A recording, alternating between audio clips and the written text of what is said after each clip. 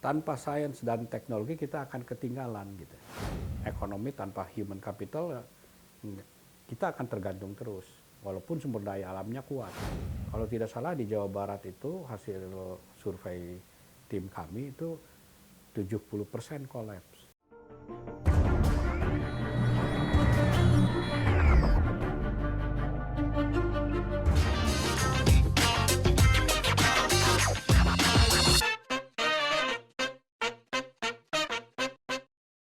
Halo teman-teman generasi milenial. Pada kesempatan sebelumnya, bersama dengan Rektor Universitas Al-Azhar Indonesia, Profesor Dr. Insinyur Asep Saifuddin, kita telah membahas mengenai kesiapan pendidikan Indonesia untuk bonus demografi dan bagaimana pencegahan penularan COVID-19 di lingkungan universitas. Kali ini, kami akan berbincang mengenai kesiapan pendidikan Indonesia dalam menyambut puncak bonus demografi di Indonesia. Untuk itu, kita langsung saja simak video berikut ini. Oke, baik. Sebelumnya terima kasih Prof. Asep telah menerima tim bonus demografi dari Yayasan Bagi Bangsa. Nah, Pak Asep, Nada ingin bertanya-tanya sedikit nih soal pentingnya pendidikan di masa era bonus demografi gitu, seperti saat ini gitu ya Pak, yang sedang terjadi. Menurut Prof. Asep sendiri, saat ini di masa era bonus demografi yang terjadi di Indonesia seperti apa Prof. Asep? Ya, secara umum kan kita alhamdulillah mendapatkan bonus demografi ya dari segi usia ya, dimana dari mulai sekarang sampai kurang lebih 2035-an kita terus naik usia-usia muda itu. Jadi itu menjadi bonus ya dari segi potensi usia. Nah, tentunya usia ini harus dimanfaatkan untuk kekuatan bangsa dan negara tentunya ya. Mengapa? Karena mereka yang akan mengisi ya Indonesia emas gitu ya. Sehingga bonus demografi itu kalau tidak dibenahi secara lebih serius, khususnya dari komponen pendidikannya, ini hanya tinggal jadi bonus gitu. Tapi justru akan jadi beban nantinya. Karena kan penduduk usia muda itu kan kita tahu usia muda itu dari segi konsumsi juga lebih banyak. Dari segi agresivitas juga lebih tinggi. Sehingga itu bisa jadi masalah kalau tidak dibenahi pendidikannya. Jadi kalau pertanyaannya bagaimana kaitannya dengan pendidikan, justru sangat fundamental ya. Pendidikan ini kan sebenarnya dasar dari perkembangan dari ekonomi ya, perkembangan dari sains, teknologi, itu basisnya dari pendidikan. Untuk itu maka para generasi muda yang nantinya akan mengisi ekonomi Indonesia dengan baik itu harus mempunyai karakter yang kuat ya, karakter ya. Jadi karakter itu adanya tentunya di pendidikan, terutama di pendidikan dasar sampai menengah itu karakter. Nah, setelah itu memang diperlukan penguatan sains dan teknologi. Karena ke depan itu tanpa sains dan teknologi kita akan ketinggalan gitu. Ya bagaimanapun sains dan teknologi itu ialah yang membangun ekonomi dunia kan. Lihat saja negara-negara maju kan, itu basisnya karena kekuatan sains dan teknologi. Inovasi-inovasi yang akhirnya menemukan misalnya efisiensi dan efektivitas di masa-masa sekarang pun akibat dari kekuatan sains dan teknologi masa lalu. Jadi masa sekarang kita harus perkuat itu. Jadi pendidikan yang kekuatannya di karakter, ya. Kemudian step berikutnya pada tingkat menengah ke atasnya itu penguatannya di sains dan teknologi. Jangan dibalik.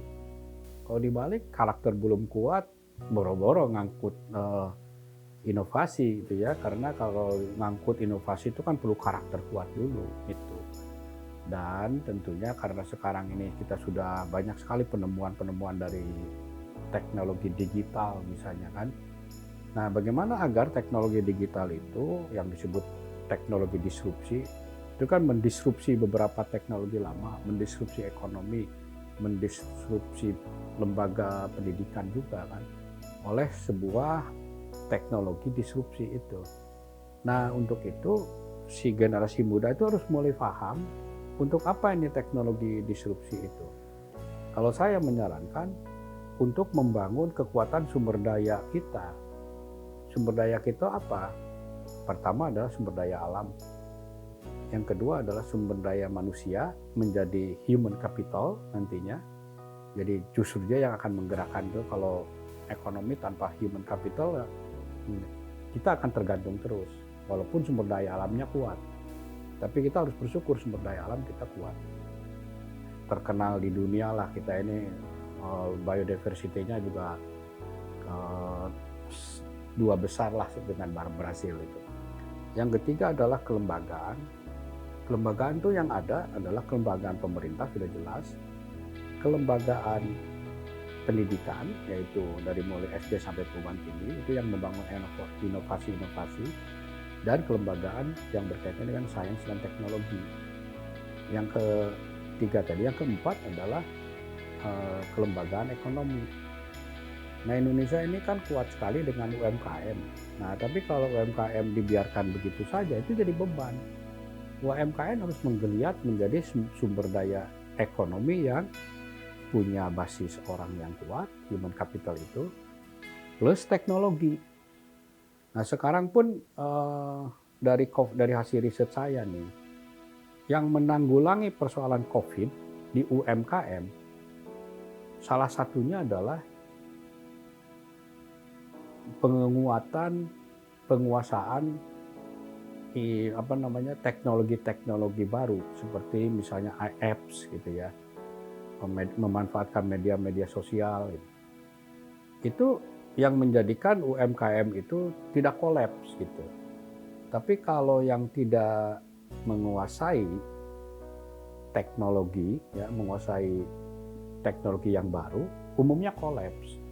Kalau tidak salah di Jawa Barat itu hasil survei tim kami itu 70% kolaps. Ya 30%-nya itu masih survive, dan yang survive itu 37% karena penguasaan teknologi. Era 4.0 itu karena adanya inovasi baru dan teknologi baru yang menggantikan teknologi lama ya, yang zaman dulu tidak dikenal kan, seperti berbisnis lewat digital kan dulu tidak ada kan, ada lapak-lapak yang virtual gitu ya, itu tidak ada. Sekarang ini kan marak gitu. Jadi itu generasi muda harus memahami itu gitu ya, harus memahami itu. Tetapi itu sebagai enabler, sebagai penghubung. Yang menjadi kelemahan dari generasi muda adalah bagaimana mengoptimalkan sumber daya alam ini dengan memanfaatkan teknologi. Ya gitu, seperti misalnya kita kan mempunyai misalnya untuk masalah COVID aja, misalnya kita punya jahe, punya kunyit, punya kurkuma, banyak sekali. Tetapi karena dianggap itu adalah industri tradisional, kan tidak tersentuh oleh generasi muda. Padahal, bila itu dijadikan sebagai sumber daya untuk mengembangkan ekonomi dengan teknologi disrupsi, maka kebutuhan orang terhadap produk-produk itu dihubungkan dengan teknologi, sehingga ini akan naik, yang ini akan tertolong. Jadi antara kebutuhan demand dengan supply-nya ada gitu. Jangan hanya supply terus-terusan dibangun, tetapi demand-nya tidak ada. Atau sekarang sebaliknya, demand-nya itu banyak, yang kebutuhan terhadap sumber daya alam ini banyak, tapi ini tidak dioptimumkan oleh generasi muda karena dianggap itu industri tradisional. Padahal ini adalah sesuatu yang akan menyelamatkan negara kan itu. Tapi kita harus setuju, teknologinya harus baru. Jadi bikinlah lapak-lapak virtual untuk misalnya produk sumber daya alam, misalnya untuk lapak virtual untuk jahe, lapak virtual untuk empon-empon itu loh ya. Jadi itu kalau menurut saya sekarang nih jangan terlalu dipisahkan, bahwa pertanian masa lalu itu bukan masa lalu, pertanian itu selamanya hanya teknologinya memang harus baru. Jadi harus kreatif memang. Nah di sini memang peranan Menteri Pendidikan, ya, peranan Menteri Perencanaan di Bappenas itu harus nyambung sama peranan Menteri Ketenagakerjaan. Tentunya kan ini kan kait mengait tuh semuanya gitu ya.